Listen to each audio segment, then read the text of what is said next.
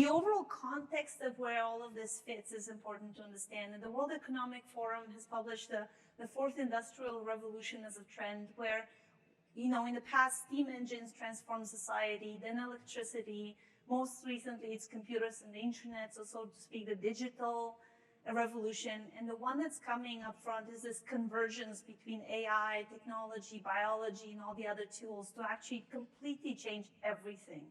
And so a lot of people still have this discussion of what about AI, what about the downsides and whatnot, and folks, it's coming. And we have a choice to make, and the only choice we get to make is, does it happen to us or does it happen with us? What can we do to actually get involved? Why do we want to see more AI in our practices? It's because it can make sense of things that we don't understand. Right now, we're putting patients into groups just because we have to. We're using averages for diabetes and heart failure. But Dr. Haddad earlier this morning talked about the importance of personalized. We can't manage the volume of data without AI. So what is actually happening in that space?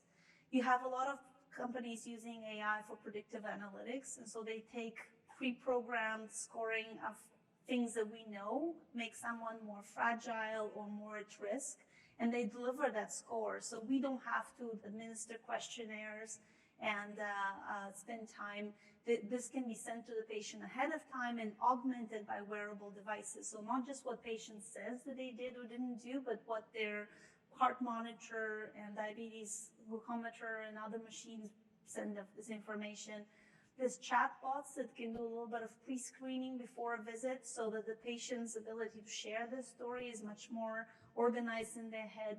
And then there's predictive health trackers that support whether the activities that the person is doing in terms of sleep, exercise, and other things will implement and will lead them to be successful in the future. So that it's not at the next visit 3 months later that we discover that they didn't do what we recommended, but we can actually intervene faster. I hear a lot about virtual health. Oh, it's a virtual walk-in clinic. Yes, but it can also be bringing back the house call. It's the ability to be connected and more closer to the patient. It's about how we interpret what technology needs to do.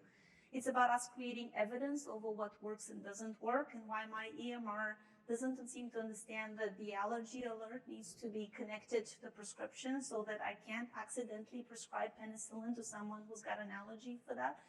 It's about funding, not just to create the technology, but to keep evaluating it and keep evolving it. It's about sharing know-how of how we're using and applying this technology.